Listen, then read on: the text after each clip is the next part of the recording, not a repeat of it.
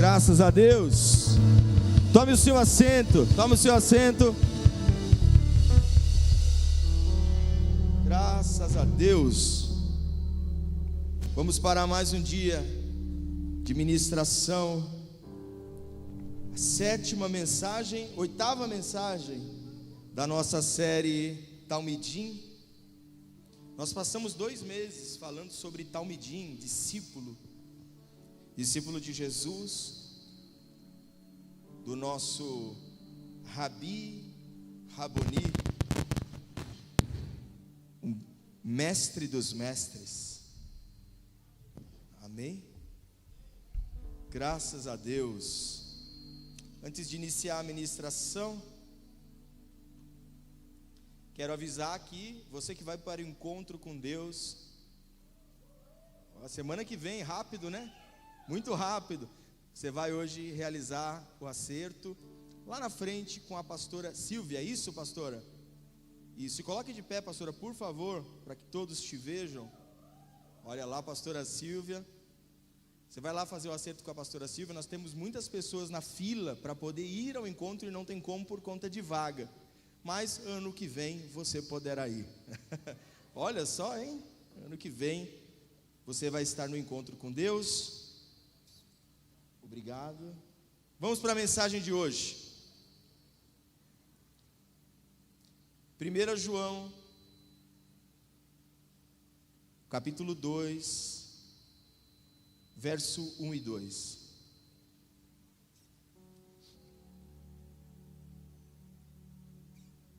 A epístola, a carta de João,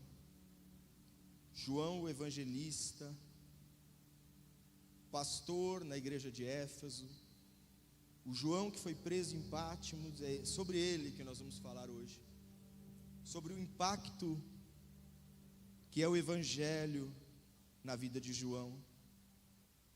1 João, capítulo 2, verso 1 e 2. Obrigado ao Ministério de Louvor, Andrei, vamos junto hoje. Mary está junto também aqui hoje, graças a Deus. Vamos lá. 1 João, capítulo 2, verso 1 e 2, diz assim: meus filhinhos, escrevo-lhes estas coisas para que vocês não pequem. Se porém alguém pecar, temos um intercessor junto ao Pai, Jesus Cristo, o justo. Ele é a propiciação pelos nossos pecados, e não somente pelos nossos, mas também pelos pecados de todo o mundo. Amém? Amém? Tem gente que está achando, acreditando fielmente que está deixando um legado.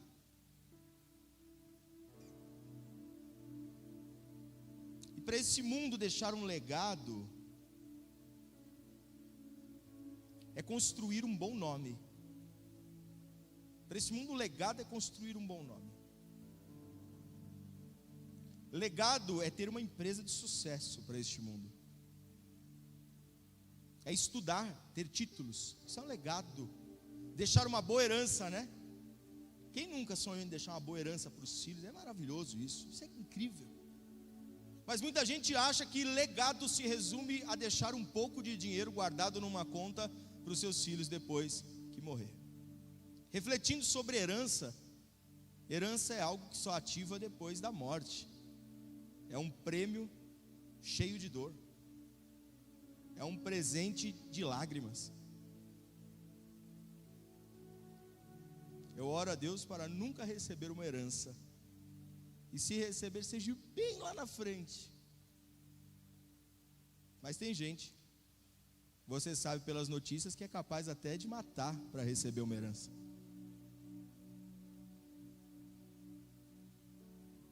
Eu não sei nem caracterizar se uma herança a nível terreno é uma bênção ou uma maldição. Caminha junto a alegria e a dor.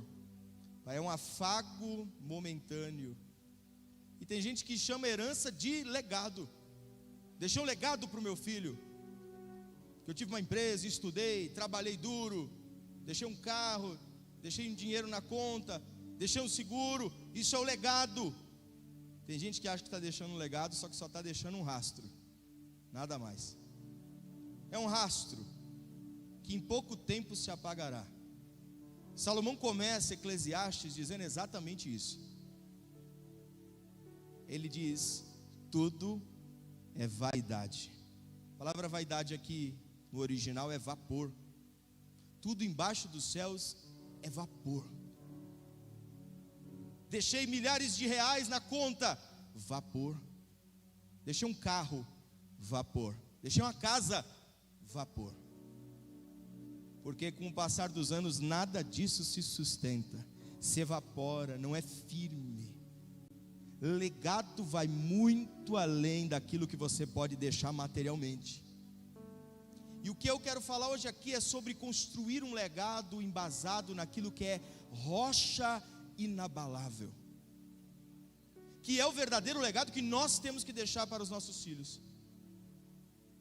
Se eu tão somente deixar para os meus filhos o legado deles olharem para trás e falarem: o meu pai foi um servo de Jesus Cristo até o último dia de vida, vale mais do que todas as riquezas que eu pudesse deixar para eles.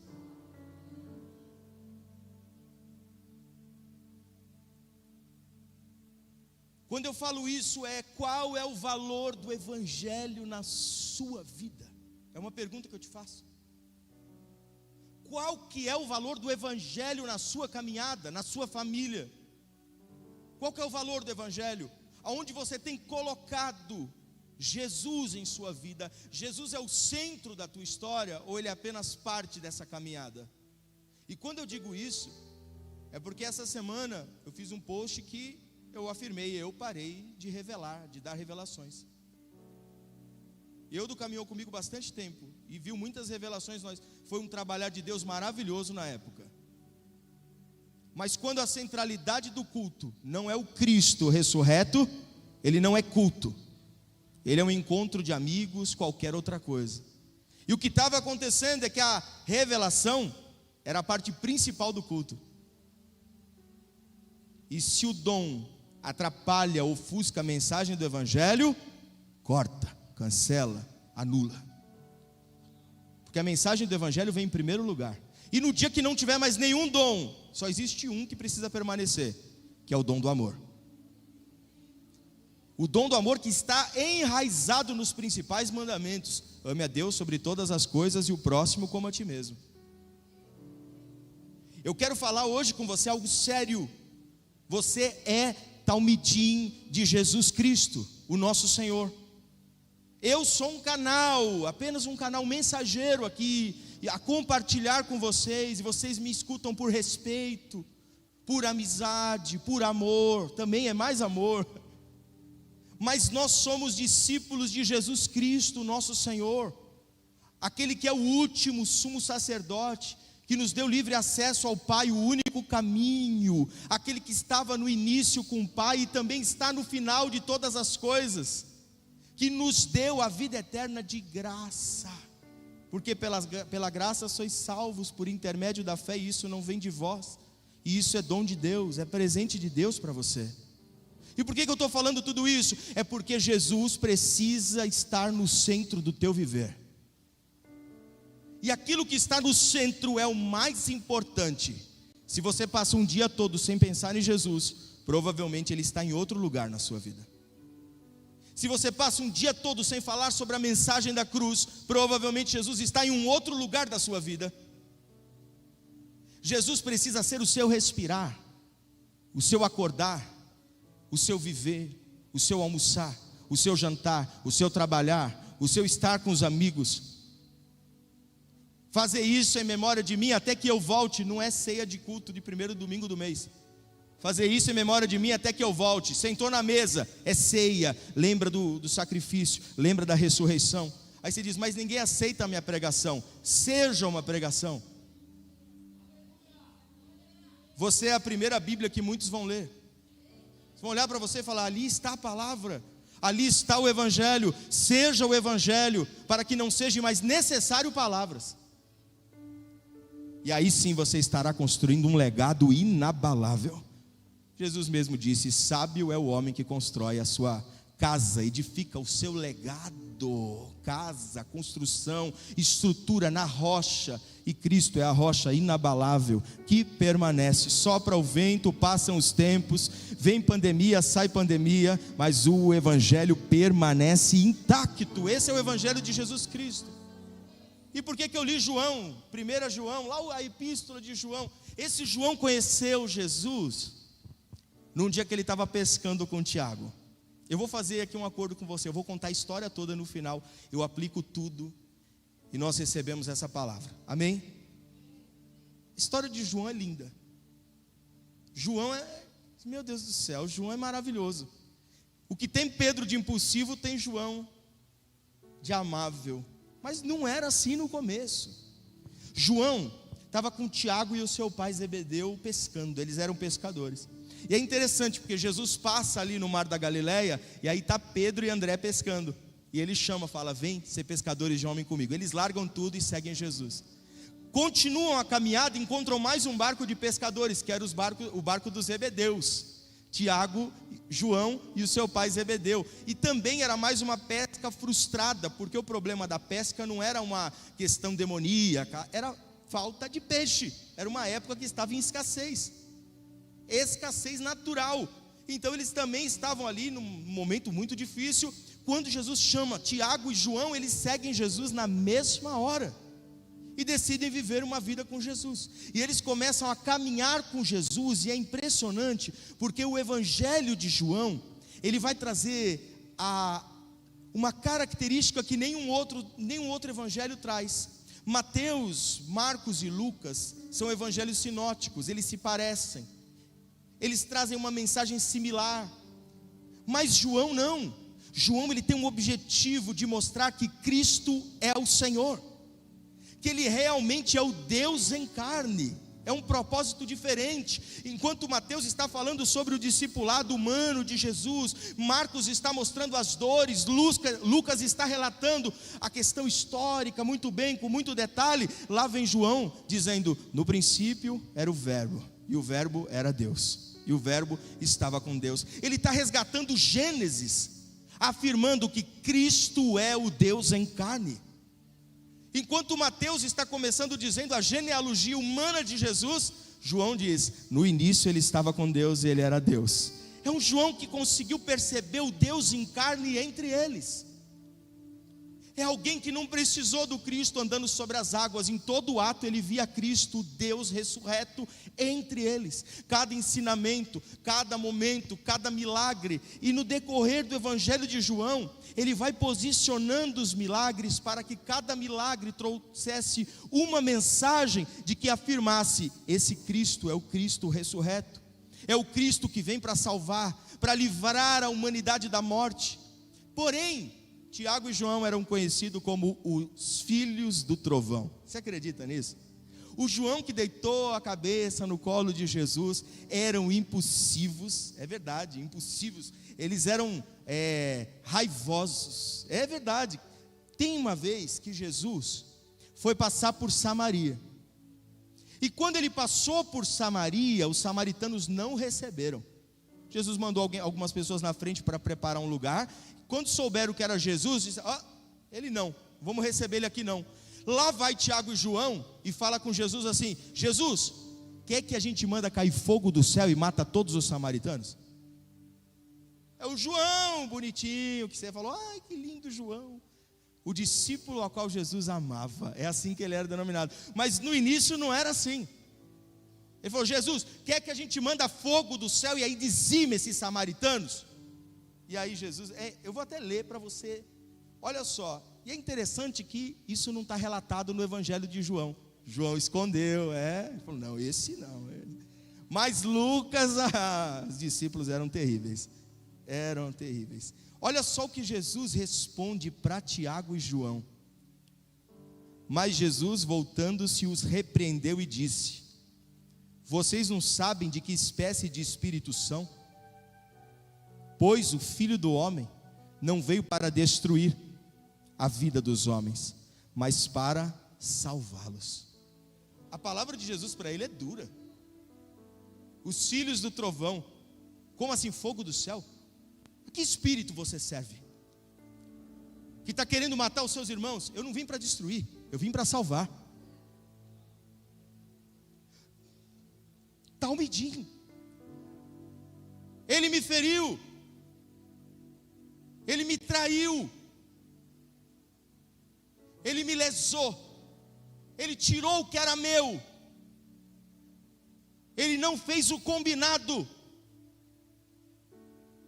Ele bateu na minha face. Está doendo? Está doendo muito. O que eu faço? Eu revido, eu conto. Eu começo a orar para Deus tratar ele em justiça? Não, você vira o outro lado.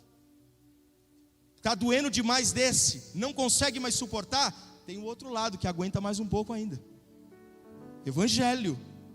Que tipo de espíritos vocês são? A quem vocês servem? Que ainda estão guardando as mágoas antigas, que começa lá no tempo de Roboão, na divisão dos reinos, e se mantém depois da volta da Babilônia, que ainda mantém a tradição de que samaritano não é povo meu. Vocês ainda estão guardando este que você acha que é um legado do povo de Israel? Isso é apenas um rastro que já foi apagado pela ira, pelo ódio, que mataram os seus profetas, que dividiram os povos. Eu não vim fazer isso, eu vim salvar. É samaritano, eu vim salvar. Eu vim trazer vida. É a este que eu sirvo. Então você diz assim, então o que eu faço? É lógico, quando Jesus te chamou, como é que você estava? Você é um filho do trovão. Ou não é? Quando você chegou aqui, a vontade era que Deus vingasse você de todo mundo que te traiu, te pisou, te humilhou. Mas o evangelho em você vai produzir algo diferente. A partir de agora você ama os seus inimigos, você ora pelos seus inimigos, você perdoa quem nunca foi capaz de te pedir perdão, você estende o braço para quem nunca estendeu o braço para você. Doeu? Esse é o evangelho. Mas me feriram? Esse é o evangelho, é perdoar. É perdoar, é liberar amor, é liberar perdão, é estender a mão, é ser o bom samaritano no meio da caminhada. Evangelho é isso. Evangelho é isso. Eu perdoo, mesmo que ninguém me perdoe. Esse é o evangelho. E Jesus tratou eles ali, filhos do trovão, de que espíritos vocês pertencem? A qual espírito vocês se curvam, se dobram? O da religiosidade, que é olho por olho, dente por dente? Ou a paz, a mansidão, o perdão, o amor, o abraçar?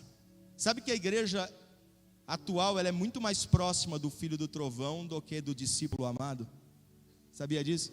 Pecou, afasta, oprime, joga longe, esquece, apaga, cancela do grupo. Igreja, deleta aí do seu Insta, todos eles, endemoniado, pecador. Enquanto na mensagem do evangelho, pecou, traz para perto, levanta, abraça, cuida, ama. É o contrário. A lógica no evangelho é o contrário. E nós somos chamados para manifestar este evangelho. Vão ter pecadores do nosso lado constantemente, e o seu papel é levantar, abraçar, corrigir em amor, admoestar, estar junto. Você não se contamina. Mas ele vai me contaminar. Não, o que está em você é muito maior do que o que está lá no mundo. O que está em você, o amor de Cristo, é muito mais forte do que o pecado deste mundo. É você que transforma o pecador, e não o pecador que te influencia. Essa é a verdade do evangelho em nós, e essa correção foi em João. Mas tem mais uma. Tem como piorar? Tem como piorar. A mãe, que provavelmente era Salomé, Maria também, lá só tinha Maria, né? Eram muitas Marias. Salomé chega com Tiago e João, e eu fico imaginando essa cena. Sabe aqueles dois filhinhos da mamãe? Eles causaram um problema entre os discípulos tão grande com essa circunstância. Vem lá Salomé. Está todos os discípulos ali, vem Salomé, João e Tiago atrás. Salomé para aos pés de Jesus, se curva e diz assim: Senhor, mestre, quando o Senhor reinar, dê um trono de cada um dos seus lados para os meus filhos João e Tiago. Mas eu fico imaginando o rosto de Jesus, pensando nisso, né? Recebendo eu quero um trono. Ai, meu Deus, ainda tem muitos buscando o trono humano. Ainda tem muitos buscando honra humana, poder humano. Eu vejo muitas vezes nesses cafés de pastores. Esse é o pastor, pastor dos pastores dos pastores. É o pastor que está acima de todos os pastores. Só querem glória humana. No congresso tem que ter muita cadeira no fundo, né, para todo mundo ver quem tem título. Tudo isso é coisa de homem. São as mães dos Zebedeus pedindo um trono de cada lado. Jesus diz para eles assim: vocês são capazes de tomar do cálice que eu tomarei? Sabe o que eles responderam? Sim, somos capazes. E Jesus desconversa na hora e diz: vocês não sabem o que vocês estão falando. Vocês tomarão, mas não é agora, porque agora vocês não estão preparados, vocês ainda querem trono humano. E aí Jesus dá a suma, que eu espero que você leve para a sua vida toda. Ele diz: governar é para os homens, liderar é para os homens, estar no topo é para os homens, reinar é para os homens. O maior no meu reino é quem serve, é o servo, porque eu vim para servir. Quer ser o maior entre todos? Então sirva o seu próximo, sirva uns aos outros. E quer ser o primeiro? Seja um escravo então. O que esse mundo está buscando não é aquilo que estamos buscando, é ao contrário.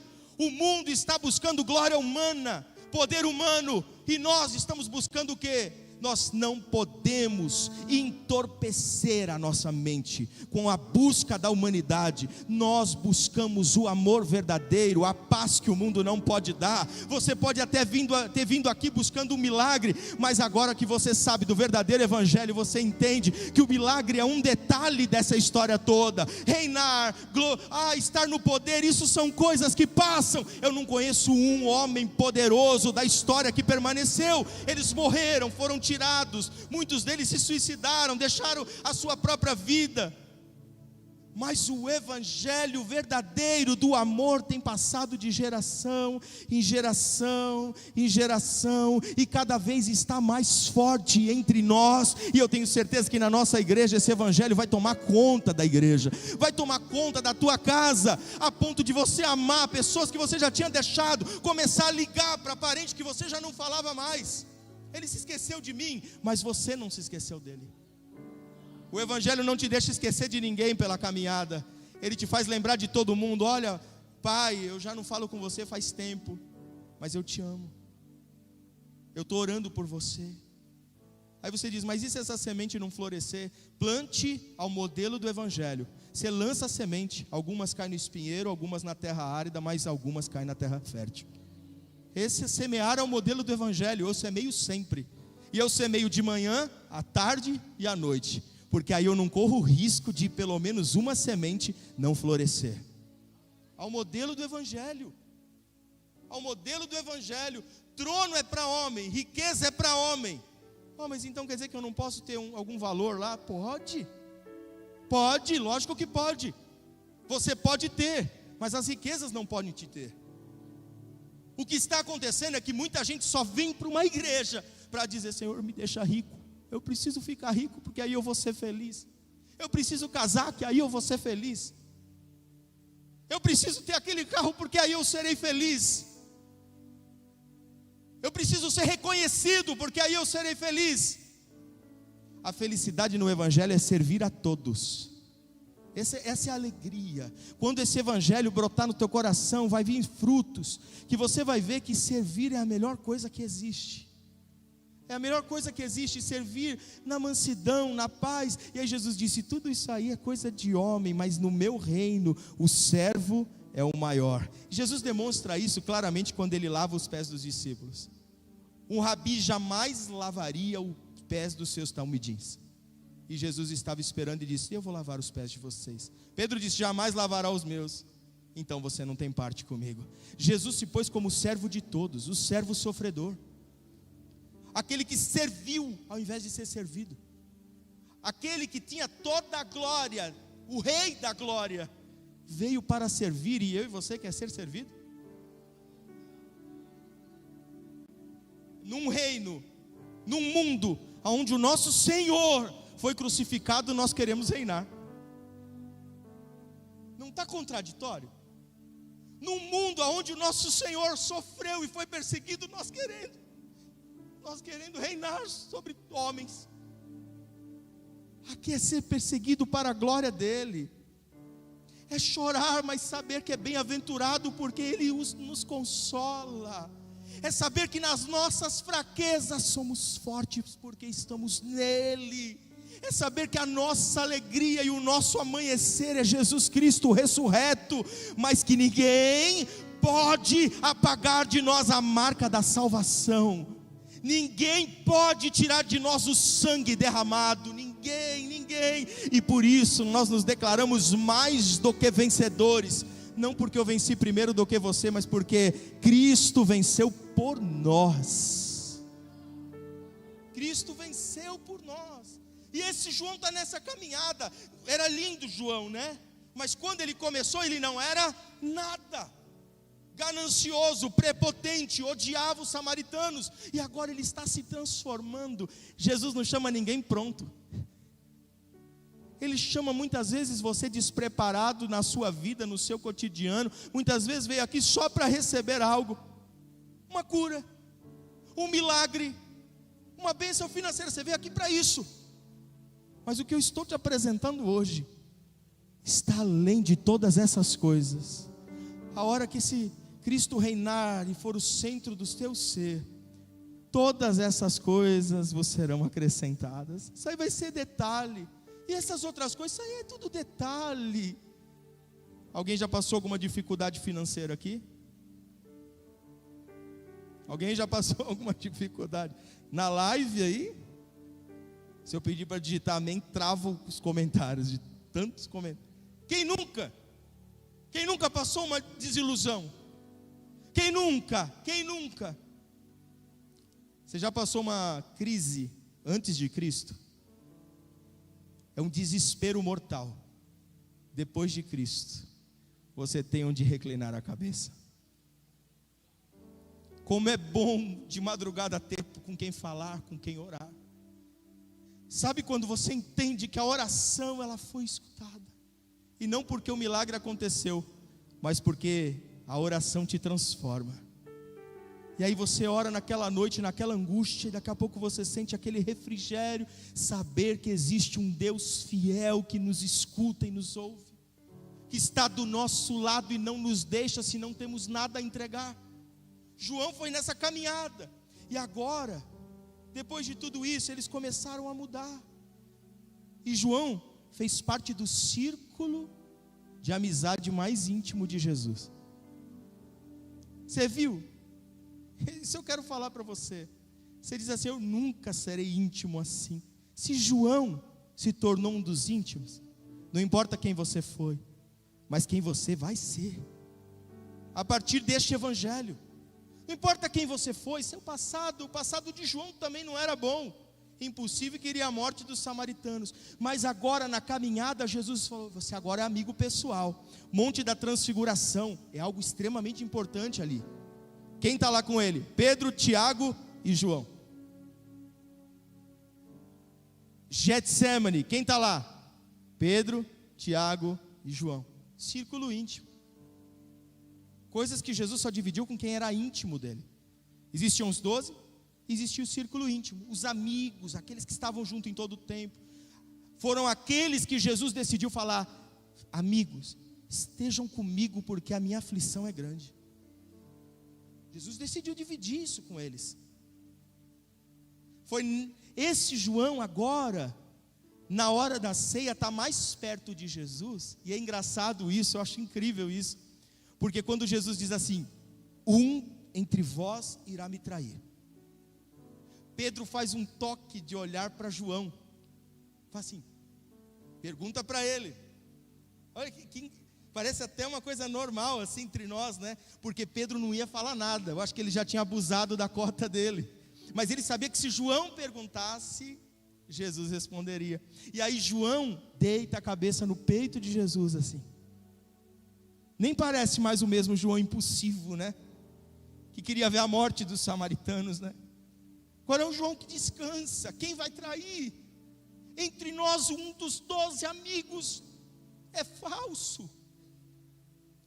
É um dos 12 amigos que caminharam com a gente até agora e é falso. E nesse momento, o ápice mais importante, que Jesus não está bem, está triste.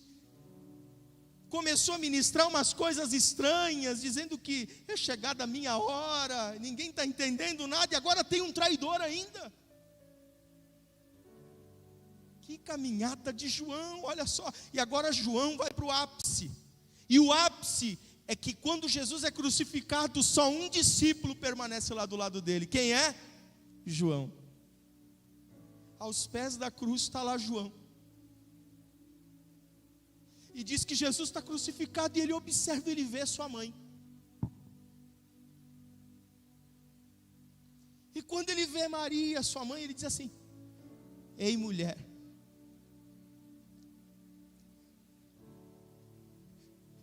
ele mostra João do lado, o discípulo que ele amava. É um discípulo de intimidade muito alta. Ele diz: ei, mulher, eis aí o teu filho. Olha que intimidade que João criou com Jesus, a ponto de ele confiar a mãe terrena, aquela que o gerou, e que ele não podia mais assistenciá-la. A partir de agora, ele diz: João, eis aí a sua mãe. Ele disse: João, eis aí a sua mãe. Maria, ou mulher, eis aí o seu filho. E diz que na mesma hora, João levou ela para casa e cuidou dela até os últimos dias de vida. Talmidim, a ponto de cuidar da mãe de Jesus pelo resto da vida. Sabe que uma mulher que tinha um filho com morte de cruz era considerada maldita?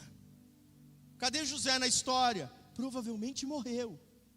Então ela é uma viúva com um filho condenado em morte de cruz, e João leva ela para casa por um pedido de Jesus. Amor. A aliança de Jesus e João é uma aliança de amor. Agora, sexta, Jesus morreu. Sábado, permaneceu morto. Mas quando Maria Madalena vai procurar Jesus, a pedra rolou e ele não estava mais lá. Ela corre para avisar para os discípulos. Saem 2 discípulos à procura de Jesus para ir até o túmulo. Quem são os 2? Pedro, é lógico, né? E quem é o outro? João. Mas quem chegou primeiro? João, porque Pedro já era mais velhinho. João corre na frente e diz que quando João vê, ele viu e creu. Ele viu Jesus? Não, ele viu o vazio. Ninguém ocupava mais o túmulo estava vazio. Ele viu e creu. Na mesma hora ele creu. Olha, ele creu. Você sabe o que é? Que a palavra creu perdeu o sentido. Crer é acreditar com todas as forças do fundo do nosso ser. Sabe quando não há mais esperança para a sua vida? É assim que nós estamos hoje lá na família, sem esperança. Mas crer é acreditar fielmente que Ele é o dono da vida e Ele pode ressurgir quem Ele quiser das trevas, da morte e trazer para a luz. Você era desacreditado por todos e olha você aqui, amigo do círculo íntimo de Jesus, Talmidim.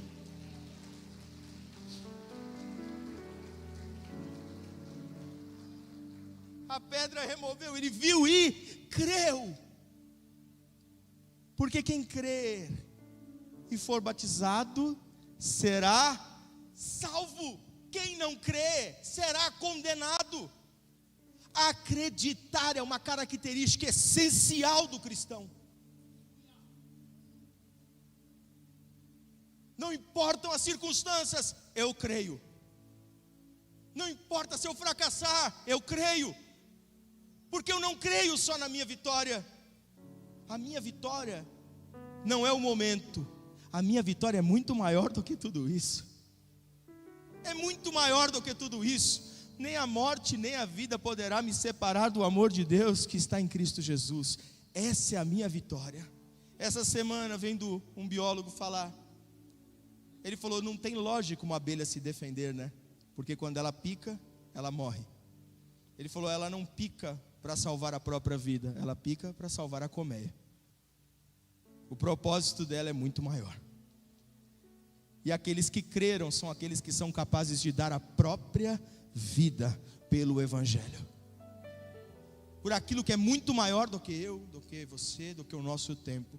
Porque nós passaremos, mas o legado que nós vamos deixar será inabalável. Michel, quando as pessoas olharem lá para trás, falarem, lá em 2020 o Michel ministrava. Lá em 2020, 2022 o Michel permaneceu fiel. A Damares permaneceu fiel. Amou as pessoas, ajudou os famintos, deu de comer aos necessitados. Isso tudo é o seu legado, que é o Evangelho manifesto através das suas obras. Por isso você não é salvo pelas obras, mas salvo para as obras. As obras são as manifestações da salvação em você. Agora, e esse João? Creu, acreditou. Ele começa a ser perseguido. Ele começa a ver um discípulo morto. Daqui a pouco vai mais um outro amigo dele morto. Aí vai Pedro, morreu. Aí o irmão dele, Tiago, morreu. Começou a morrer todos os discípulos, amigos. E ele está lá pastoreando Éfeso. Daqui a pouco a perseguição começa muito forte. Pegam João e levam ele lá para Pátimos, num asilo. Porque eles pensaram assim, se a gente isolar, né, nesse exílio, João, acabou.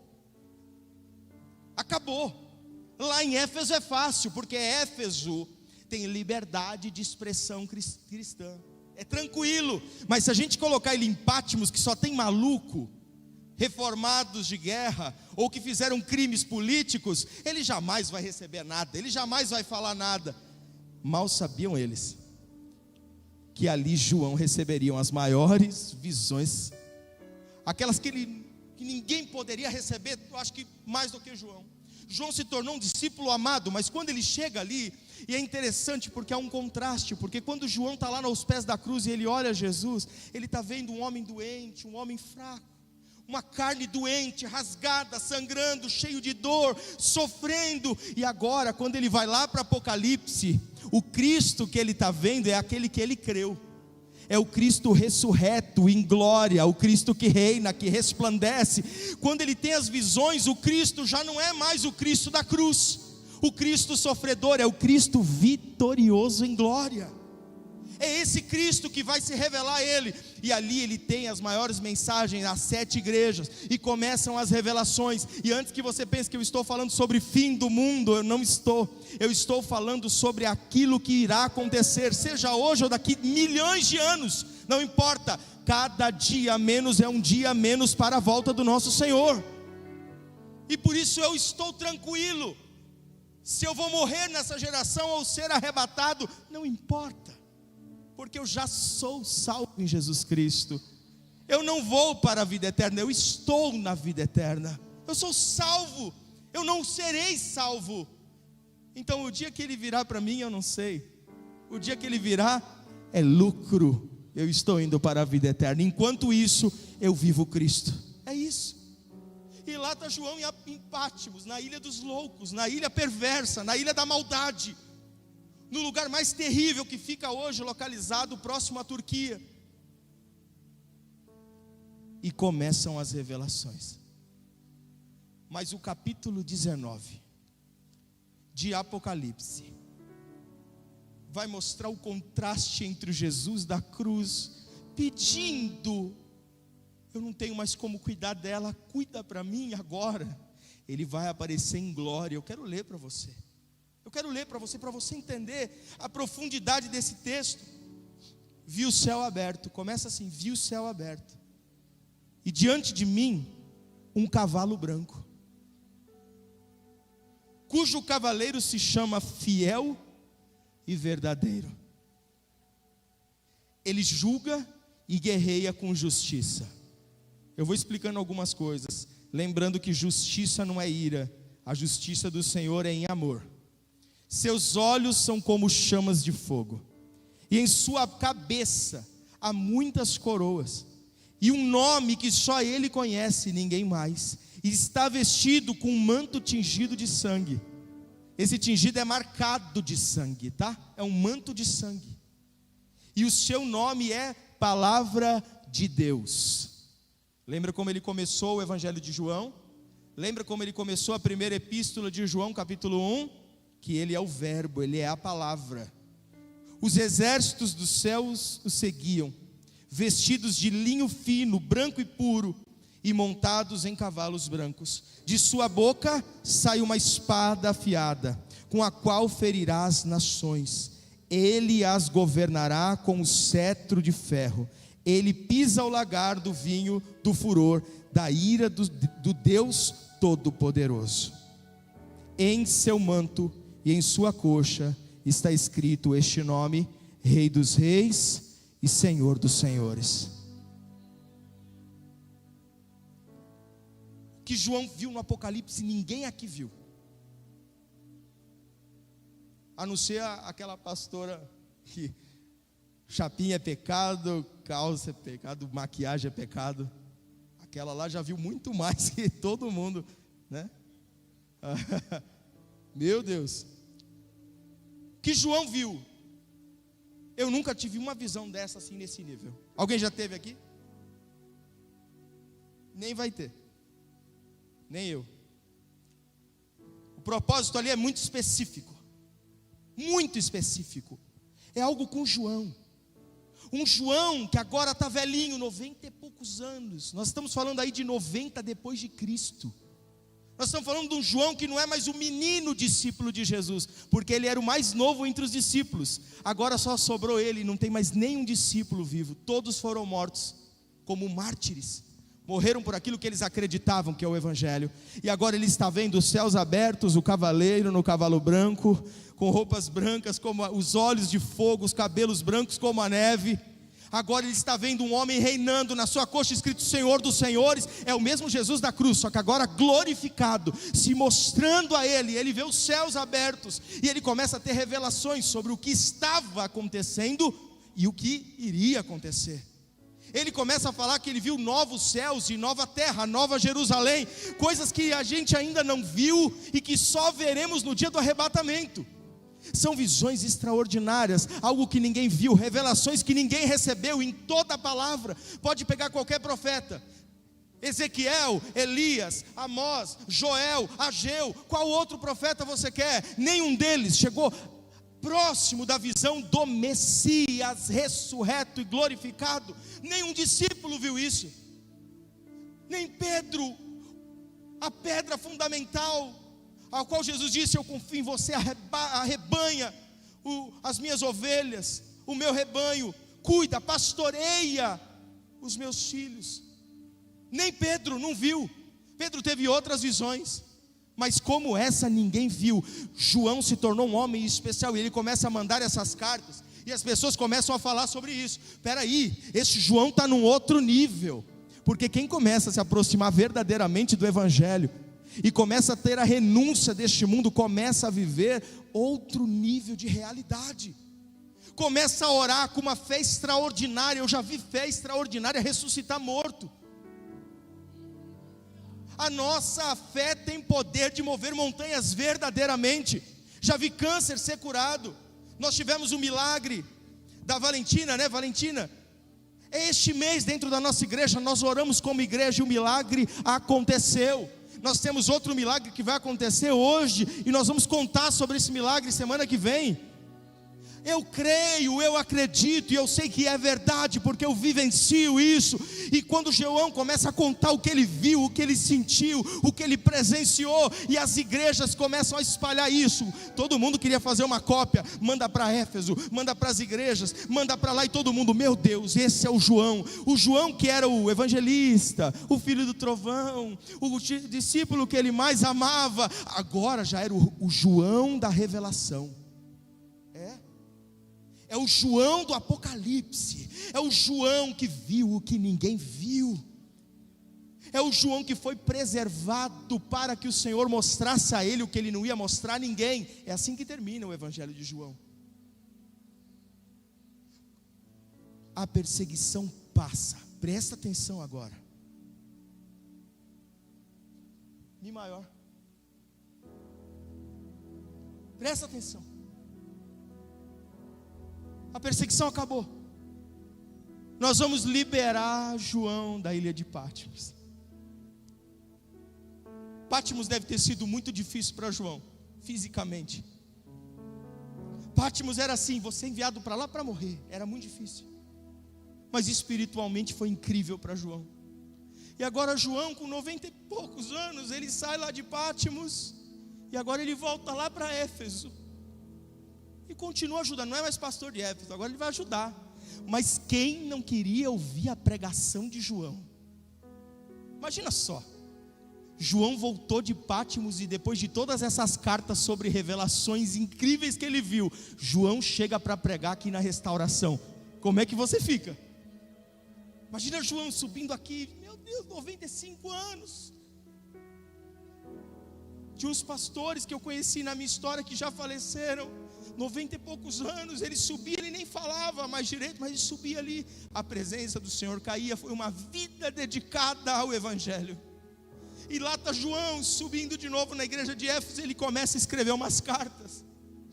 E a pregação de João, quando todo mundo esperava que ele ia mostrar os céus para a igreja, ele não deixou a revelação tomar conta do coração dele. A pregação voltou, como a gente começou esse culto: filhinhos, não pequeis. Mas se pecar, você tem um justificador ao lado do Pai, aquele que te defende. Ele não perdeu a essência do Evangelho, mesmo vendo os céus abertos e a ressurreição. Ele manteve o ensinamento. Ele era um talmidim, ele guardava o ensinamento: ame uns aos outros, ame o próximo como a ti mesmo, não peques. Mas se pecar, não tenha preocupação, não fique apavorado. O Senhor te perdoa o quanto for necessário. Pregue aqueles que precisam. E aí a carta é linda, porque ele começa a falar assim: muito me alegro porque vocês não desviaram do amor verdadeiro. Continue amando uns aos outros, filhinhos. A pregação de João era a mesma. Tem gente que muitas vezes vê riqueza e o Evangelho sai. Tem muita gente que começa a receber dom e o Evangelho sai. Tem gente que recebe liderança e o Evangelho sai. Tem gente que casa e o Evangelho sai. Tem gente que começa a fazer sucesso e o Evangelho sai. Tem gente que vem na igreja e começa a assumir ministério, o Evangelho sai. João viu o céu, mas o centro da ministração do Evangelho, que é o amor ao próximo. Ame Cristo, não dê ouvido a outro evangelho, o evangelho do amor. Você não precisa ver o céu, igreja. Todas estas coisas passarão, mas o amor de Cristo Jesus por você não passará, não te deixará. Você pode ver a riqueza deste mundo ou não, mas o amor permanece intacto, selado em você. O Senhor te marcou como filho, como talmidim. Você é meu. E qual é a mensagem que nós temos que passar para os nossos filhos? Que o Evangelho nos levou para a riqueza? Não, que o Evangelho foi aonde eu me senti amado de verdade, aquele amor que eu nunca tinha sentido. Filho, ame os seus amigos na escola, seja a bondade, o amor, seja a perseverança, seja o ombro amigo. Nunca julgue ninguém pela aparência ou pelas suas decisões. Ame a todos, perdoe os que te machucarem. Mas você vai deixar um legado neste mundo chamado Evangelho verdadeiro. Jesus Cristo, o nosso Senhor e Salvador, que ressuscitou, e nós ressuscitamos com Ele para governar e servir este mundo. Só isso. João voltou e pregou a mesma coisa. João pregou a mesma coisa da ceia. A mesma coisa da cruz, a mesma coisa sempre. Ele não pregou nada diferente. E o que nós temos que pregar? Nós temos que pregar que não há mais condenação para aqueles que estão em Cristo Jesus. Ou como João disse, porque Deus amou o mundo de tal maneira que deu o seu Filho unigênito para todo aquele que nele crê não pereça, mas tenha a vida eterna. Quem aqui deseja viver eternamente com Cristo Jesus e deixar Jesus no centro do seu viver?